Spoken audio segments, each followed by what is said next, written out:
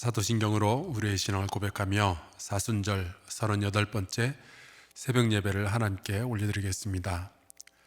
전능하사 천지를 만드신 하나님 아버지를 내가 믿사오며 그 외아들 우리 주 예수 그리스도를 믿사오니 이는 성령으로 잉태하사 동정녀 마리에게 나시고 본디오 빌라도에게 고난을 받으사 십자가에 못 박혀 죽으시고 장사한 지 사흘 만에 죽은 자 가운데서 다시 살아나시며 하늘에 오르사 전능하신 하나님 우편에 앉아 계시다가 저리로서 산자와 죽은 자를 심판하러 오시리라.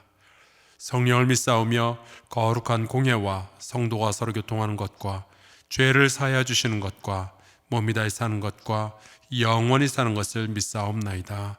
아멘. 함께 찬송가 208장 같이 찬양하겠습니다.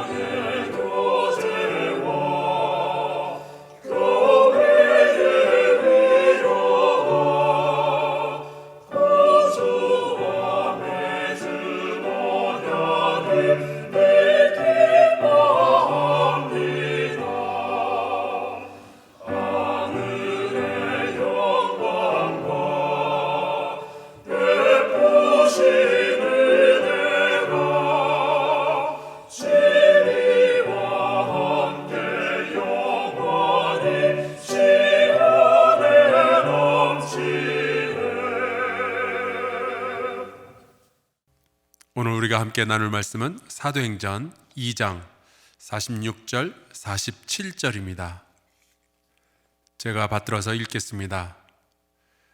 날마다 마음을 같이하여 성전에 모이기를 힘쓰고 집에서 떡을 떼며 기쁨과 순전한 마음으로 음식을 먹고 하나님을 찬미하며 또 온 백성에게 칭송을 받으니 주께서 구원받는 사람을 날마다 더하게 하시니라. 아멘. 같이 기도하고 말씀 나누겠습니다. 말씀으로 존재하시며 또 말씀으로 우리에게 다가오시는 하나님 감사합니다. 긴 사순절의 영적 순례를 우리 한 사람 공동체와 함께 할 수 있도록 인도해 주셔서 감사합니다. 말씀 위에 든든히 서게 하시고 우리의 삶 속에 주실 하나님의 인도하심을 기대하게 해주시니 감사합니다. 주님 앞에만 서면 여전히 부족한 믿음이지만 주님 말고는 믿을 것도 또 의지할 것도 없음을 고백하며 이 예물을 주님 앞에 올려드립니다. 주님 받아 주옵소서. 풍족한 가운데서 드린 이도 있고 어려운 가운데서 드린 이도 있을 터인데 주여 저희의 중심을 보시고 큰 은혜를 내려주사 슬픔이 변하여 기쁨이 되고 애통이 변하여 길한 날이 되게 하여 주옵소서. 예수 그리스도의 이름으로 기도하옵나이다. 아멘. 2020년 사순절이 이제 3일 남았습니다. 부활절이 가까이 오고 있죠. 내일이 성금요일인데 그래서 내일 밤 8시에는 성금요일 예배를 드리게 됩니다. 그런데 우리가 교회에서 함께 모이지 않고 온라인으로 각 가정에서 예배를 드리게 됩니다. 그래서 깊이 기도하고 묵상하면서 이전에 없었던 방식으로 준비를 했어요. 내일 밤 저녁 8시에 시작되니까 여러분께서는 10분 전, 20분 전에 미리 TV도 켜놓으시고 컴퓨터도 켜놓으시고 그래서 준비하시면 좋겠습니다. 가능하면 초도 준비해 주시고요. 또 십자가도 꼭 좀 준비해 주시면 좋겠습니다. 오늘도 주변의 어려운 교회들의 월세를 대신 내주기 위해서 헌금을 해주신 분들이 계십니다. 장영석, 성흥수 권사님, 윤기영, 장미애 집사님, 성빈, 성훈, 성준, 장신영, 윤은주 성도님, 준혁, 준환 가정, 이성희 장로님, 백현주 권사님, 이형백, 김민경 성도님, 이주의 성도 가정에서 안병국, 김수미 권사님, 안소현, 안소정 가정, 심우영, 이주희 집사님, 기주, 기현 가정, 청년교회 임원단과 사역자 일동, 김근재, 강송진 권사님, 현길, 현옥 가정, 김대중, 최연수 권사님, 김선봉 성도님, 김선호, 심지혜 집사님, 주와 가정에서 사랑산 11숲의 신선옥, 장명숙 이, 박숙자 권사님, 아브라함 숲의 장성종 장로님, 이기선, 문완섭, 유명근, 김병교 권사님, 배상옥 집사님께서 드렸습니다. 이 헌금을 전달받는 이 작은 교회에도 또 이 헌금을 드리는 우리 가정과 숲 공동체에도 부활의 아름다운 또 기쁜 소식이 충만하기를 간절히 축원합니다. 어제는 교회의 능력에 대해서 함께 말씀을 나누었습니다. 교회는 예수 그리스도의 몸이죠.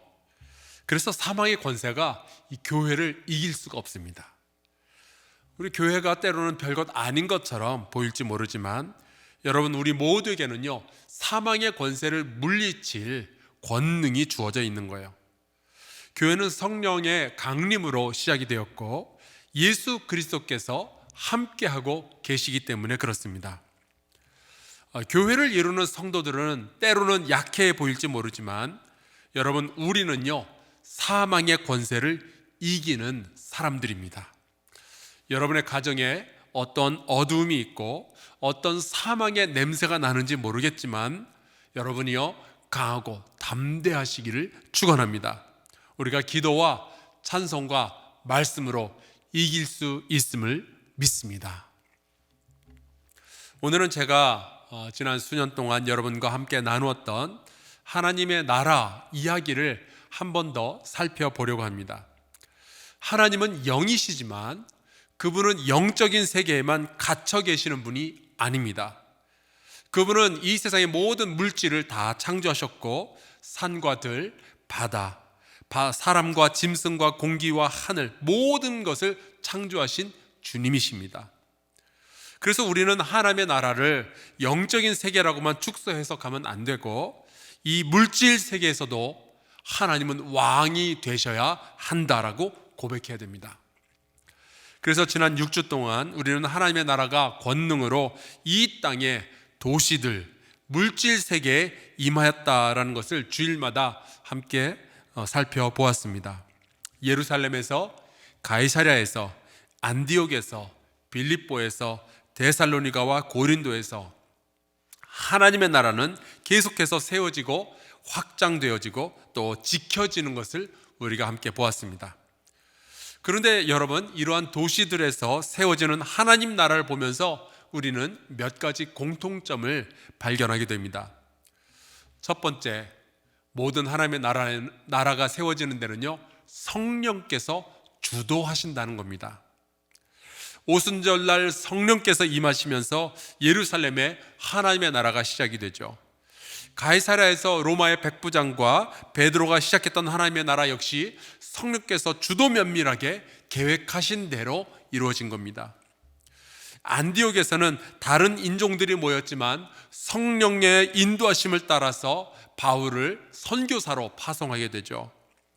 빌립보에서는 바울이 뭔가 해보려고 하는데 다 막히고 대신 성령께서 모든 길들을 차곡차곡 열어주십니다. 데살로니가요, 바울은 목회도 제대로 해보지 못하고 도망칠 수밖에 없었지만 성령께서 남아 계셔서 그 데살로니가에 하나님의 나라를 세우십니다. 그래서 여러분, 하나님의 나라는요, 늘 성령께서 주도하시는 거예요. 그런데 하나님의 나라가 세워지는 그 도시들을 보면 또 하나의 공통점이 보이게 됩니다. 그것은 그 하나님의 나라에는 반드시 하나님을 왕으로 섬기며 순종하는 백성들이 있었다는 사실이에요.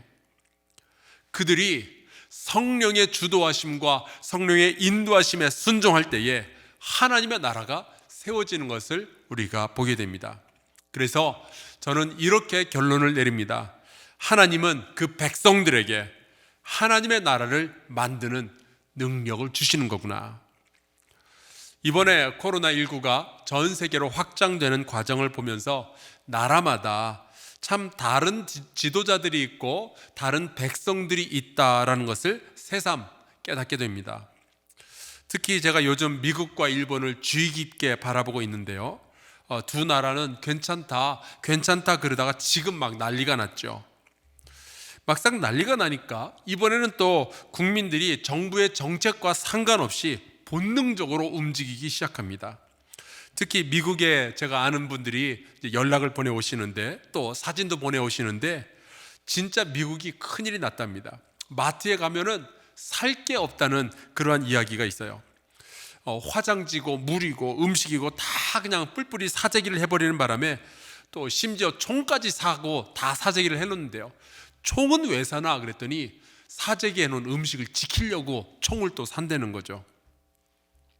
그에 비하면 우리 대한민국은요 갑자기 전 세계의 모범 국가가 되었습니다. 정부도 나름 열심히 했지만 우리나라 국민에게, 우리나라의 국민성에 온 세계의 사람들이 감동하고 있다라는 이야기가 들려오고 있습니다. 우리나라에서는 사재기가 없다는 이야기, 모든 백성들이 다 마스크하고 다닌다는 이야기, 어려운 사람들을 돕기 위해서 여기저기서 기부운동이 벌어지고 있다는 이야기, 정부의 대책에 협조를 잘한다는 이야기가 전 세계로 퍼지면서 대한민국을 본받자라는 이야기가 지금 흘러나오고 있는 거예요. 그런데 여러분, 사실 정부가 아무리 이런 정책 저런 정책을 다 펼쳐도 백성이 잘 따라주지 않으면요 그 나라가 잘 될 리가 없죠. 하나님의 나라는 어떨까요? 하나님의 나라에서는 하나님께서 왕으로 임하시고 다스리지만 하나님의 그 구원받은 백성이 하나님의 다스리심을 기쁨으로 받아들이며 순종할 때 권능으로 하나님의 나라가 세워지게 되는 겁니다. 오늘 우리가 함께 읽은 이 말씀은 예루살렘에 임했던 하나님의 나라인데요, 그 하나님의 백성이 이렇게 살았다라고 기록하고 있습니다. 날마다 마음을 같이하여 성전에 모이기를 힘쓰고 집에서 떡을 떼며 기쁨과 순전한 마음으로 음식을 먹고 하나님을 찬미하며 또 온 백성에게 칭송을 받으니 주께서 구원받는 사람을 날마다 더하게 하시니라. 이 말씀이 여러분의 눈에는 어떻게 보일지 모르지만 저는요 정말 놀라운 하나님의 백성의 능력을 보게 됩니다. 왜냐? 순종이 능력이거든요. 해마다 사순절 새벽기도 우리가 해봐서 아시겠지만 날마다 성전에 모이기가 절대로 쉽지 않습니다. 그거 웬만한 결심 가지고서는요 안 되는 거예요. 또 아무리 결심을 해도 집안 사정이 그렇게 못 받쳐주는 그러한 가정들도 많이 있죠. 또 아무리 목사가 새벽기도 같이 하자고 그래도 못하는 분들도 있어요. 우리 교회 성도들이 3,000명이 넘는데 해마다 완주하시는 분은 한 500명, 600명 선입니다. 그래서 제가 생각나는 예수님의 말씀이 있죠. 시험에 들지 않게 깨어 기도하라.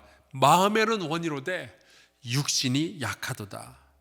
여러분, 순종을 해야 능력 있게 살기도 하지만요 한편으로는 능력이 안 되니까 순종도 못하는 경우들이 있는 겁니다. 그런데 예루살렘 성도들은 성전에만 모였던 것이 아니라 집에서도 모였어요.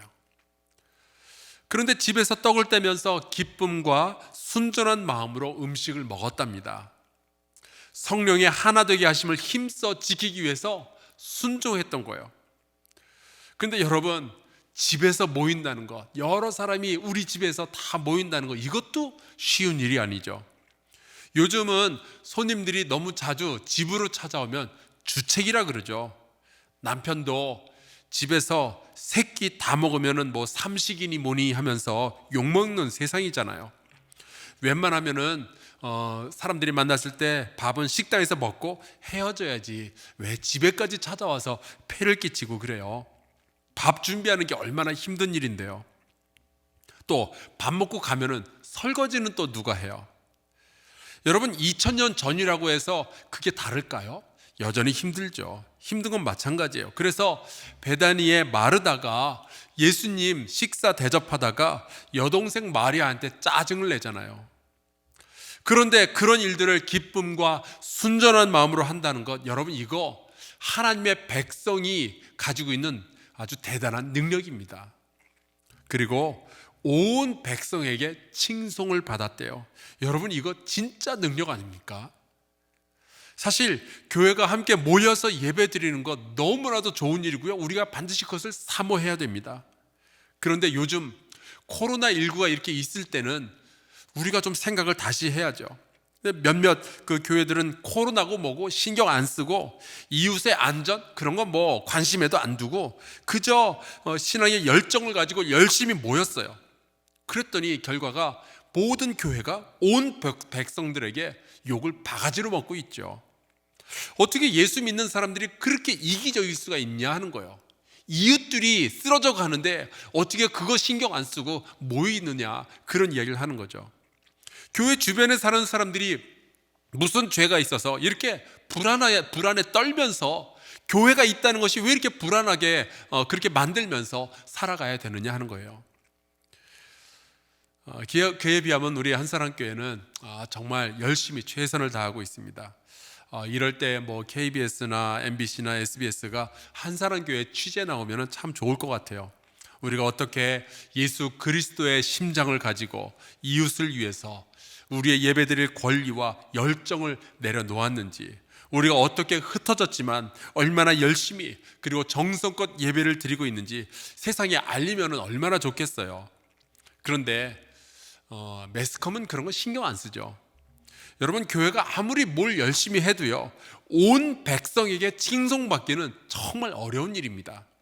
그런데 이 예루살렘의 성도들은 온 백성에게 칭송을 받았대요. 그렇다면은 그렇게 칭송하던 백성들이 다 예수 믿는 사람들이었냐? 아니요. 그냥 예루살렘에 예수 안 믿던 사람들이에요. 저는 교회가 가져야 할 정말 중요한 능력 가운데 하나는요, 예수 안 믿는 이웃들에게 칭송을 받는 것이다 라고 믿습니다. 물론 교회가 세상으로부터 칭송이 아니라 고난과 박해와 비난을 받을 때가 있죠. 알아요. 그런데 여러분, 그때에도 우리가 정말 잘 분별해야만 합니다. 왜냐하면 마태복음 5장에 보니까요, 예수께서 말씀하시기를 의를 위하여 박해를 받는 교회가 있고요, 아무 쓸데없어 밖에 버려져 사람들에게 밟히는 교회가 있다라고 말씀하시잖아요. 한국교회는 지금 어느 상황에 있을까요? 우리 이웃을 사랑하는 한사랑교회는 이웃이 사랑하는 교회가 되기를 주 예수 그리스도의 이름으로 축복합니다. 그럼 예루살렘 교회는 왜 그렇게 온 백성에게 칭송을 받았을까요? 여러분, 예루살렘 교회는 세상과 똑같았기 때문에 칭송을 받았던 것이 아니라 세상과 달랐기 때문에 세상 사람들로부터 칭송을 받았던 거예요. 그게 정말 능력이죠. 그랬더니 주께서 구원받는 사람을 날마다 더하게 하셨다라고 합니다. 성령께서 함께 하시니까 성전에 날마다 모이고 또 집에서 음식을 같이 나누어 먹고 하나님을 찬미하고 백성에게 칭송받고요, 교회가 부흥하고요, 그러면서 예루살렘이라는 도시에 하나님의 나라를 세워갈 수 있었던 거예요. 여러분, 이 일이 2000년 전에나 가능한 일이고 요즘은 아닐까요? 아닙니다. 성령께서 임하신다면 오늘날에도 가능할 줄로 믿습니다. 예루살렘이라는 도시에나 가능하지 우리의 가정은 그게 안 될까요? 아닙니다. 우리는 우리의 가정에 하나님의 나라를 만들 수 있습니다. 남편이 너무 교만해서 안 될까요? 식구들이 복음에 무관심해서 안 될까요? 우리 가정에는 깊은 상처가 있어서 예수 믿기가 어려울까요? 하나님의 나라를 만들 수가 없을까요? 여러분, 성령 하나님께서 우리를 하나님의 백성으로 삼으셨다면 우리에게는 하나님의 나라를 만들어갈 능력이 날마다 공급될 줄로 믿습니다. 기도를 통해서, 말씀을 통해서, 찬송을 통해서 우리에게 그 능력이 공급이 될 거예요. 그저 인도하심에 따라 순종만 하면 됩니다. 왜냐? 순종이 능력이거든요.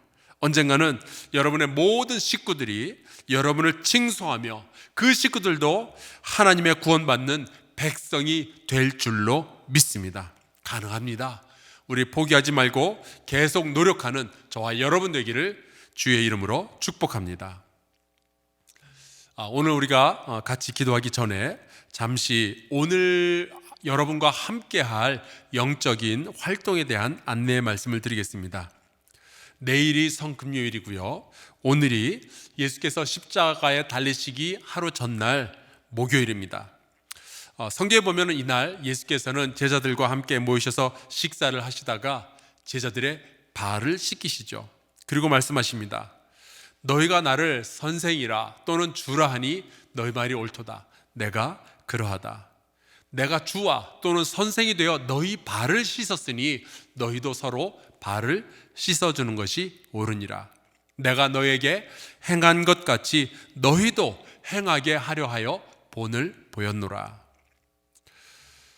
오늘 성령의 인도하심이 있는 분들은요, 저녁에 요한복음 13장 1절에서 20절까지의 말씀을 같이 읽고 가족과 같이 사랑하는 남편, 사랑하는 아내, 또 우리의 자녀들 같이 세족식을 행하고 같이 손을 붙잡고 기도해주는 그런 일이 있는 것이 참 좋겠습니다.